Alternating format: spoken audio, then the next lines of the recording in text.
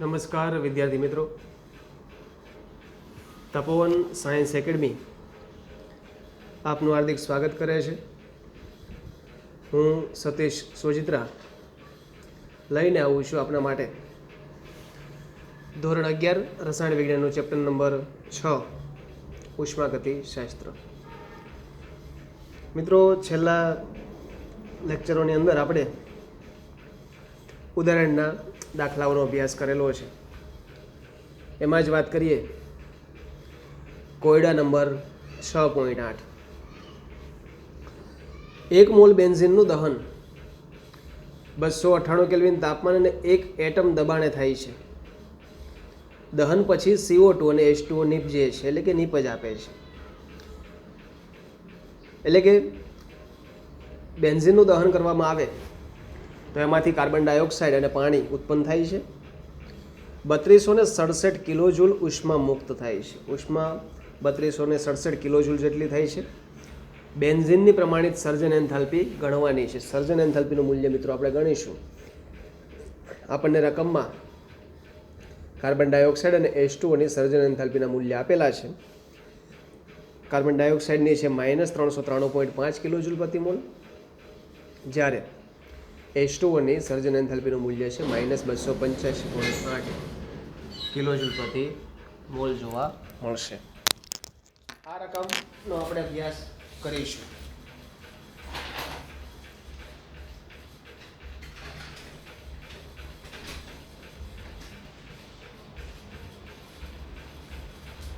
તો મિત્રો જોઈએ આપણે એક્ઝામ્પલ. અહીંયા સૌપ્રથમ આપણે ગ્રેફાઇટ અને ખાસ કરીને વાત કરીએ બેન્ઝીન, એની દહન પ્રક્રિયા માટે પહેલાં આપણે બેન્ઝીન જે છે એની સર્જન એન્થાલ્પીને ધ્યાનમાં લેવી પડશે.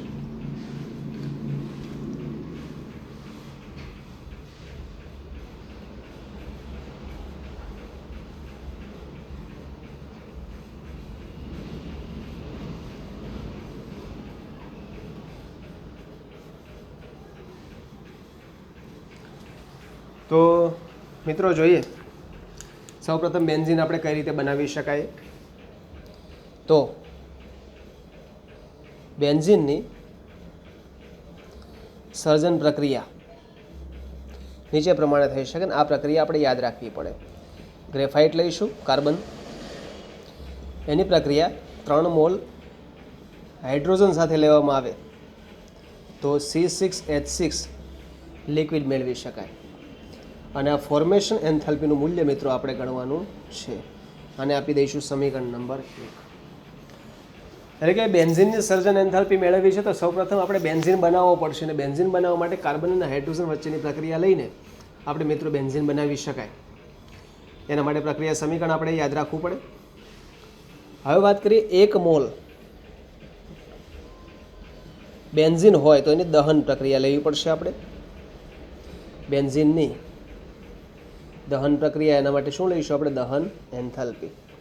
હવે ધારો કે C6H6 એટલે બેન્ઝીન. બેન્ઝીનની 15/2 ઓક્સિજન સાથે પ્રક્રિયા કરીએ તો 6CO2 પ્લસ 3H2O લિક્વિડ અહીંયા આવશે ગેસિયસ ફોર્મમાં. અને દહન એન્થાલ્પી જે છે એનું મૂલ્યની વાત કરીએ તો આપણે રકમમાં આપેલું છે 3267 કિલોજૂલ પ્રતિ મોલ. કિલોજૂલ પ્રતિ મોલ, આને કહીશું સમીકરણ નંબર 2. એટલે મિત્રો આપણે અહીંયા વાત કરી 1 મોલ બેન્ઝીનનું દહન કરીએ તો કાર્બન ડાયોક્સાઇડને પાણી ઉત્પન્ન થાય છે.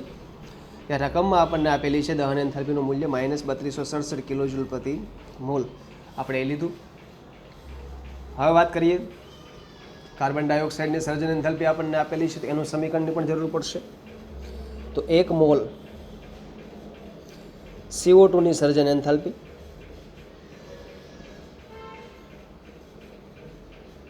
તો કાર્બન એટલે કે graphite plus O2 gaseous gives CO2 gaseous. એના માટે ફોર્મેશન એન્થાલ્પીનું મૂલ્ય આપણને રકમમાં આપેલું છે -393.5 કિલોજૂલ પ્રતિ મોલ. સર્જન એન્થાલ્પીનું મૂલ્ય આપણને રકમમાં આપેલું હતું. એ જ પ્રમાણે આપણે H2O ની પણ સર્જન એન્થાલ્પીને ધ્યાનમાં લેવી પડશે. તો 1 મોલ H2O ની સર્જન એન્થાલ્પી, એના માટેનું સમીકરણ લઈએ તો H2 gaseous plus 1/2 O2 gaseous gives H2O liquid. અને આના માટેનું મૂલ્ય પણ આપણને રકમમાં આપેલું છે. ફોર્મેશન એન્થાલ્પી બરાબર -285.83 કિલોજૂલ પ્રતિ મોલ. આ જે છે ને સમીકરણ નંબર આપી દઈશું 3. આ જે છે ને સમીકરણ નંબર આપવામાં આવે છે 4. તો સૌપ્રથમ મિત્રો આપણે 4 સમીકરણો મેળવ્યા છે અને આ સમીકરણનો ઉપયોગ કરીને આપણે આગળની કેલ્ક્યુલેશનને ધ્યાનમાં લઈશું. અગત્યનું એક્ઝામ્પલ છે. રકમમાં આપણને બેન્ઝિનની સર્જન એન્થાલ્પી મેળવવાનું કીધું છે. તો સૌપ્રથમ આપણે બેન્ઝિનની બનાવટ લીધી, બરાબર. ત્યાર પછી બેન્ઝિનના દહનની પ્રક્રિયા વડે દહન એન્થાલ્પી આપણને રકમમાં આપેલી છે, તો એ સમીકરણ બનાવ્યું છે. કાર્બન ડાયોક્સાઇડની સર્જન એન્થાલ્પી છે તો એ સમીકરણ બનાવ્યું, અને પાણીની સર્જન એન્થાલ્પી છે તો એ સમીકરણ આપણે બનાવેલું છે. તો દરેક સમીકરણો આપણે યાદ રાખવા પડે અને આપણે બનાવતા જાતે શીખવું પડે. આ એટલું સ્ક્રીનશોટ મિત્રો પાડી લેવાનો છે.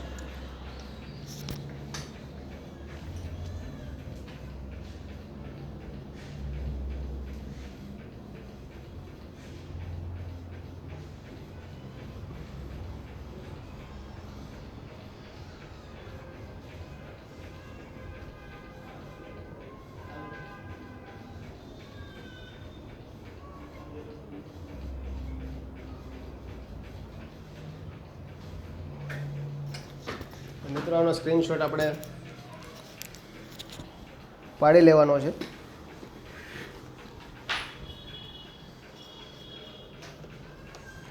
આગળ વાત કરીએ હવે 4 સમીકરણોના આધારે.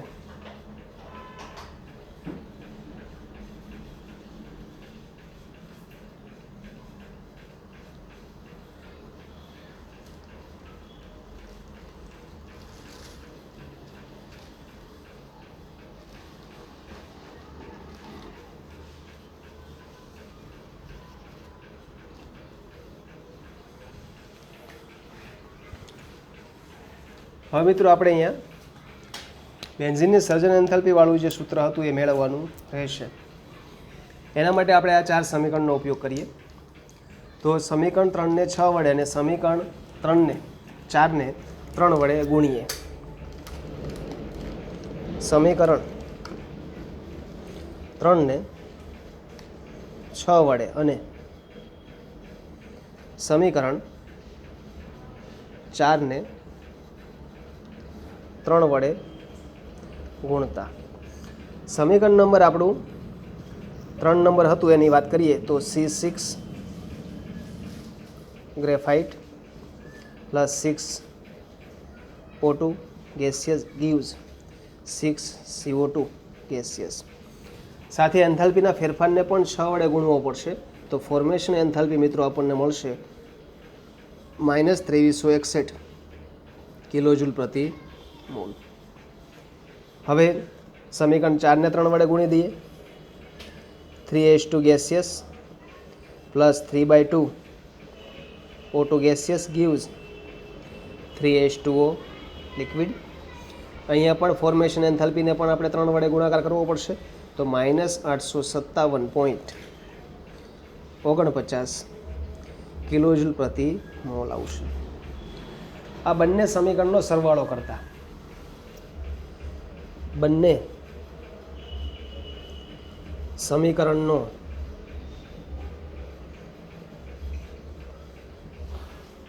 સરવાળો કરતા વાત કરીએ તો મિત્રો 6 કાર્બન તો 6 કાર્બન છે graphite plus 3H2 gaseous O2 6 અને 3/2 તો 6 પ્લસ 3/2 3 6 દુ 12 12 ને 3 15 15/2 શું આવશે O2 gaseous gives 6 CO2 gaseous plus 3H2O liquid. આ એન્થાલ્પીનો પણ સરવાળો થશે માટે ડેલ્ટા ફોર્મેશન એન્થાલ્પીનો ટોટલ સરવાળો બંનેનો થશે -3218.49 કિલોજૂલ પ્રતિ મોલ. આ સમીકરણને આપણે નામ આપીશું સમીકરણ નંબર 5. સમીકરણ નંબર 5. તો મિત્રો અહીંયા આપણે સમીકરણ 3 ને 6 વડે અને સમીકરણ 4 ને 3 વડે ગુણીને બે સમીકરણો મેળવ્યા. આ બંને સમીકરણનો અને એના એન્થાલ્પી ફેરફારનો સરવાળો કરીને આપણે મેળવેલું છે સમીકરણ નંબર 5. એટલી વસ્તુ પણ ખાસ સ્ક્રીનશોટ પાડીને લખી લેવાનું છે.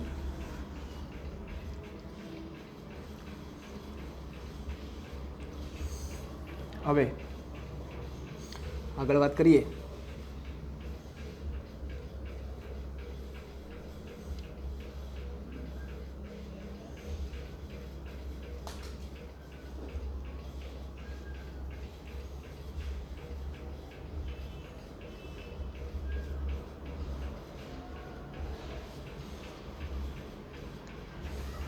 સમીકરણ 2 ને ઉલટાવીને લખીએ.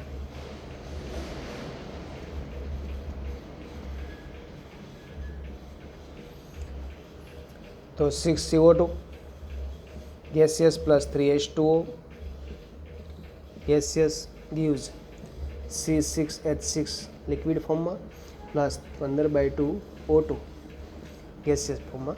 અને એની ફોર્મેશન એન્થાલ્પીનું મૂલ્ય છે માઇનસ હતું એ પ્લસ થઈ જશે કારણ કે સમીકરણને આપણે ઉલટાવેલું છે. 3267 કિલોજૂલ પ્રતિ મોલ. આ સમીકરણને કહી દઈએ સમીકરણ નંબર 6. હવે સમીકરણ 5 અને 6 નો સરવાળો કરીએ. સમીકરણ 5 અને 6 નો સરવાળો કરતા સમીકરણ નંબર 6 આપણને અહીં આપેલું છે. સમીકરણ નંબર 5 આપણે લખી દઈએ.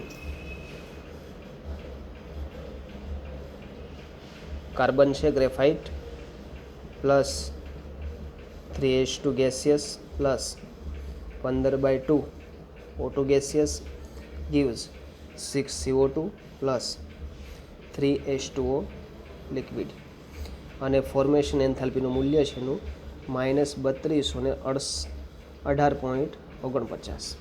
આ છે સમીકરણ નંબર મિત્રો આપણું 5. આ બંનેનો સરવાળો કરી દઈએ તો સરવાળો 6 ગ્રેફાઇટ 6 કાર્બન છે એટલે કે graphite plus 3H2 gaseous 15/2 O2 cancel 6CO2 cancel 3H2O cancel. નિપજમાં શું આવશે? C6H6 લિક્વિડ મેળવી શકાય. અને હવે આ ફોર્મેશનનો એન્થાલ્પીનો ડિફરન્સ લઈએ. ફોર્મેશન આ પોઝિટિવ અને નેગેટિવ બંનેને બાદબાકી કરવામાં આવશે 48.51 કિલોજૂલ પ્રતિ મોલ. તો આપણો આન્સર છે 48.51 કિલોજૂલ પ્રતિ મોલ બેન્ઝીનની સર્જન એન્થાલ્પીનું મૂલ્ય કહી શકીએ. તો મિત્રો આ પણ આપણે સ્ક્રીનશોટ પાડી લેવાનો. ખાસ અગત્યનું એક્ઝામ્પલ, આ પ્રકારના એક્ઝામ્પલ પૂછાય છે. આના માટે સમીકરણો આપણને આવડતા હોવા જોઈએ અને સમીકરણો બનાવતા આપણે શીખવું પડે. તો મિત્રો સ્ક્રીનશોટ આપણે પાડી લેવાનો છે આનો.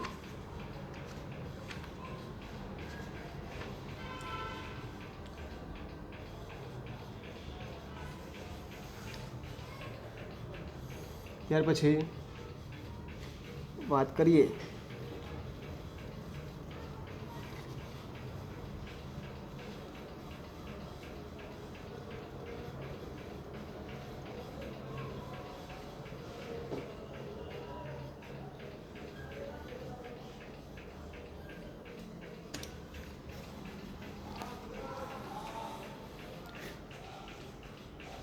કોયડા નંબર 6.9. રકમ લખીએ. પ્રાકકથન કરો કે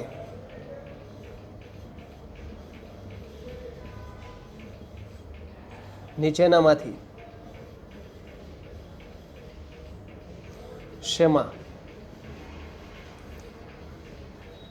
એન્ટ્રોપી વધશે કે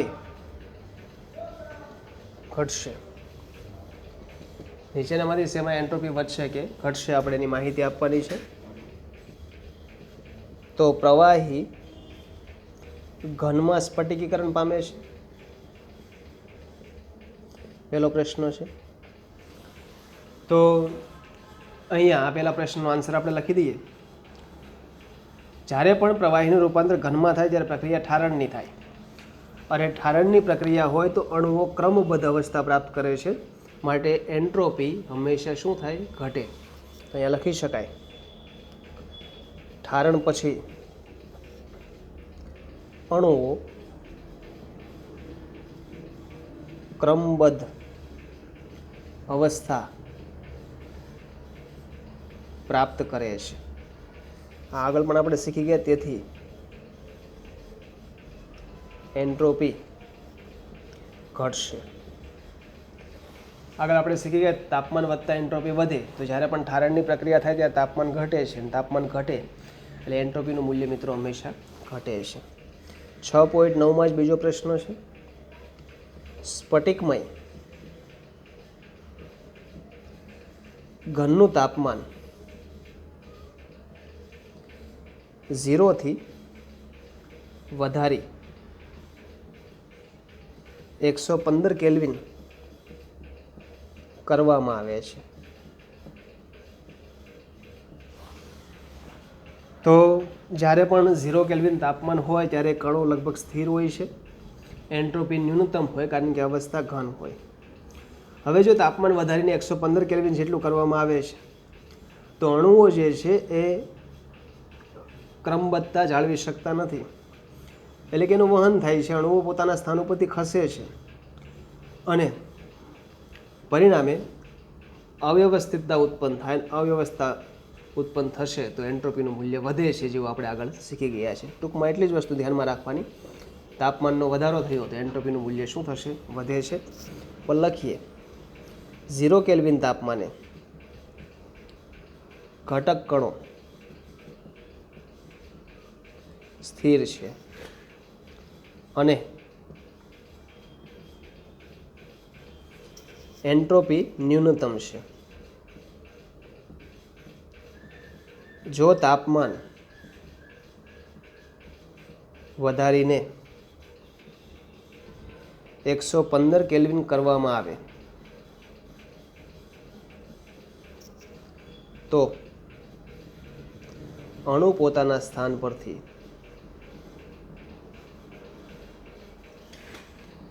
ખસે છે, પરિણામે અવ્યવસ્થા વધે છે, અને એન્ટ્રોપી વધે છે. એટલે ટૂંકમાં ટેમ્પરેચરનો જેમ વધારો કરીશું એમ અવ્યવસ્થિતતા વધે, અને અવ્યવસ્થિતતા વધે એમ આપણે કહી શકીએ કે એન્ટ્રોપીનું મૂલ્ય મિત્રો વધે છે. આ 6.9માં ત્રીજો પ્રશ્ન. આ બંને આન્સર આપણે નોટ ડાઉન કરી લેવાના.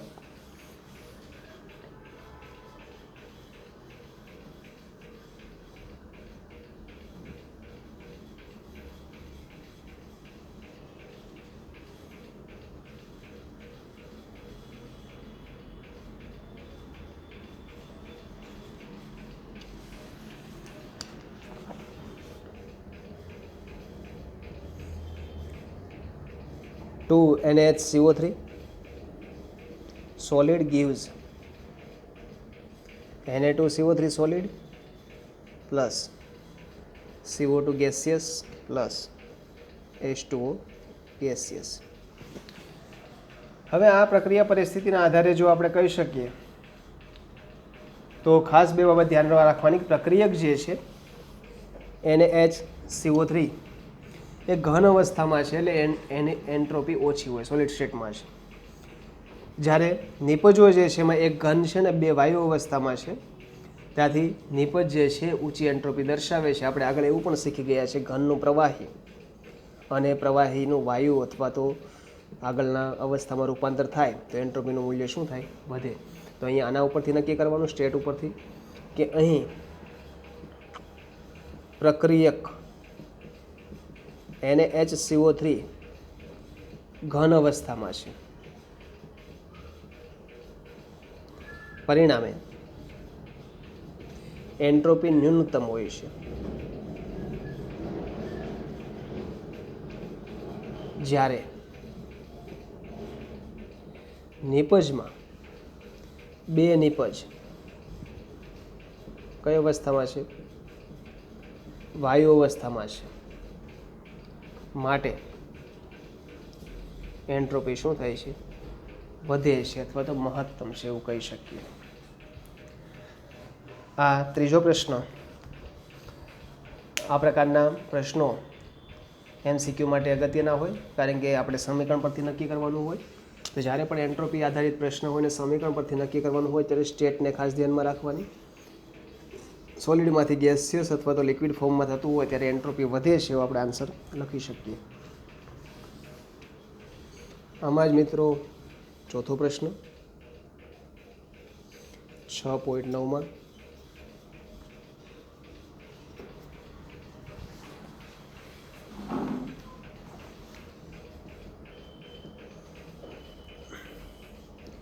H2 gaseous gives 2H gaseous. હવે અહીંયા એક અણુ બે પરમાણુ આપે છે, એટલે કે કણોની સંખ્યા વધે છે, અને કણોની સંખ્યા વધે છે એમ અવ્યવસ્થા વધે. માટે 2 મોલ હાઇડ્રોજન પરમાણુની એન્ટ્રોપી 1 મોલ ડાયહાઇડ્રોજન અણુની કરતાં વધારે હોય છે એવું કહી શકાય. અહીંયા બંને સરખા છે, ગેસિયસ ફોર્મ જ છે, પરંતુ આપણે કોની સંખ્યા ઉપર આધાર રાખવો પડશે? અણુની સંખ્યા પર. તો અહીંયા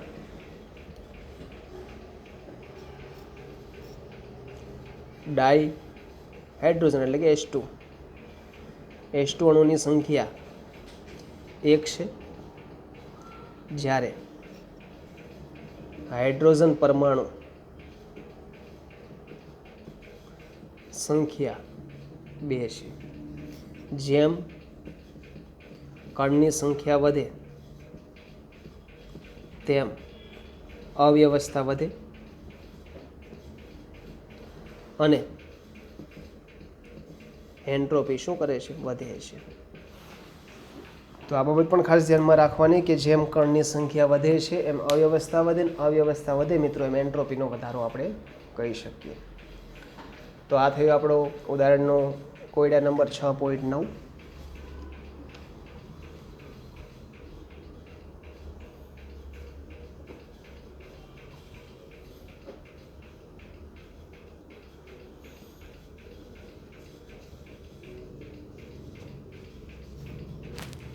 હવે કોયડા નંબર 6.10ની વાત કરીએ. આયનના ઓક્સિડેશન માટે આપણને સમીકરણ આપેલું છે. આયન એટલે કે Fe. આયનના ઓક્સિડેશન માટે 4Fe solid plus 3O2 gaseous gives 2Fe2O3 solid. એટલે કે Feનું ઓક્સિજન સાથેની ઓક્સિડેશનની પ્રક્રિયા છે, જેમાં નિપજ તરીકે Fe2O3 બનાવે છે એવું રકમમાં આપણને આપેલું છે. અહીંયા એન્ટ્રોપી ફેરફાર, અહીંયા થતો એન્ટ્રોપી ફેરફાર છે -549.4 જૂલ પ્રતિ કેલ્વિન પ્રતિ મોલ છે. અને કેટલા તાપમાને છે? 298 કેલ્વિન તાપમાને છે. એટલે કે Feની ઓક્સિડેશનની પ્રક્રિયા છે, Fe2O3 બનાવે અને એન્ટ્રોપી ફેરફારનું મૂલ્ય -549.4 જૂલ પ્રતિ કેલ્વિન પ્રતિ મોલ 298 કેલ્વિન તાપમાને આપણને આપેલું છે. આ પ્રક્રિયાનો એન્ટ્રોપી ફેરફાર ઋણ હોવા છતાં પણ શા માટે પ્રક્રિયા સ્વયંસ્ફુરિત છે આપણે નક્કી કરવાનું છે. આ પ્રક્રિયાનો એન્ટ્રોપી ફેરફાર ઋણ હોવા છતાં શા માટે આ પ્રક્રિયા સ્વયંસ્ફુરિત છે. અને આ પ્રક્રિયા માટે ડેલ્ટા રિએક્શન એન્થાલ્પીનું મૂલ્ય આપણને આપેલું છે -16 48 × 10³ જૂલ પ્રતિ મોલ છે. તો આ પ્રક્રિયા જે છે એના માટે વાત કરીએ, Feની ઓક્સિજન સાથેની પ્રક્રિયા લઈએ તો Fe2O3 એન્ટ્રોપી ફેરફાર -549.4 જૂલ પ્રતિ કેલ્વિન પ્રતિ મોલ છે. એન્ટ્રોપી ફેરફાર ઋણ હોવા છતાં શા માટે પ્રક્રિયા સ્વયંસ્ફુરિત છે આપણે નક્કી કરવાનું છે. એમાં રિએક્શન એન્થાલ્પીનું મૂલ્ય આપણને આપેલું છે -1648 × 10³ જૂલ પ્રતિ મોલ. હવે આપણે એન્ટ્રોપીના થિયરીની અંદર એવું શીખી ગયા, કોઈ પણ પ્રક્રિયા હોય એ સ્વયંસ્ફુરિત છે કે નક્કી કરવા માટે ડેલ્ટા એસ ટોટલની વેલ્યુ પરથી નક્કી કરી શકાય. બરાબર? તો લખી શકાય પ્રક્રિયાની સ્વયંસ્ફૂર્ણા નીચેની ગણતરી પરથી કરી શકીએ. એક delta S total is equal to delta S system plus delta S surrounding. અહીંયા ડેલ્ટા એસ ટોટલ જે છે એના ઉપરથી આપણે નક્કી કરી શકીશું પ્રક્રિયા સ્વયંસ્ફુરિત થશે કે નહીં. જો ડેલ્ટા એસ ટોટલ જે છે એ પ્લસ મળે, ડેલ્ટા એસ પ્લસ એ સ્વયંસ્ફુરિત મળે તો પ્રક્રિયા આપમેળે કરી શકાશે. અને ડેલ્ટા એસ બરાબર 0 હોય તો પ્રક્રિયા સંતુલન સ્થિતિમાં, ડેલ્ટા એસ બરાબર નેગેટિવ હોય તો પ્રક્રિયા અસ્વયંસ્ફુરિત દિશામાં કરી શકાય. જોઈએ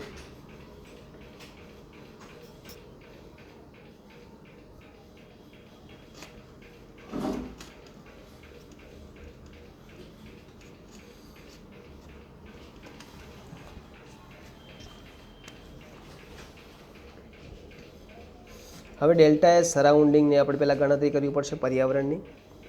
તો ડેલ્ટા એસ સરાઉન્ડિંગની ગણતરી કરવા માટે પર્યાવરણમાંથી શોષેલી ઉષ્માને ધ્યાનમાં લેવી પડશે, જે -ΔRH જેટલી હશે, જે આપણને રકમમાં આપેલી છે.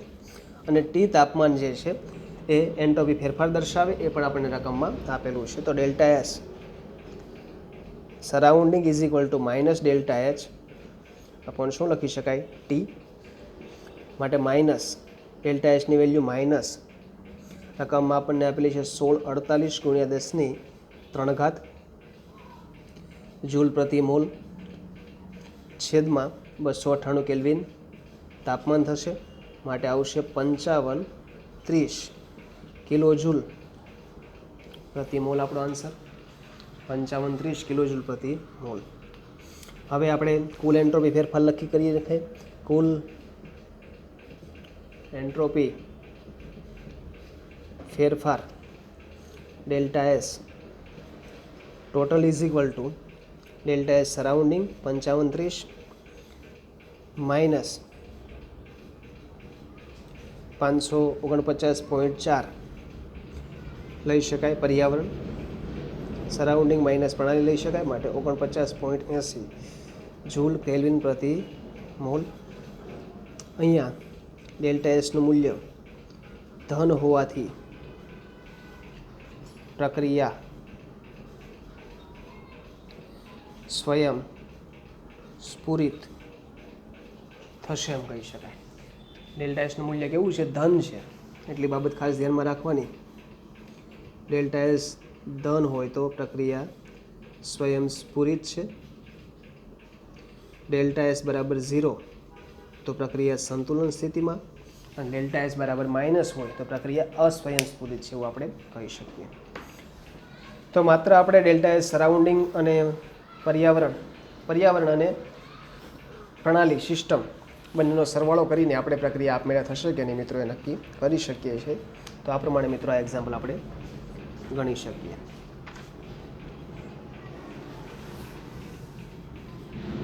સ્ક્રીનશોટ મિત્રો પાડી લેવાનો છે.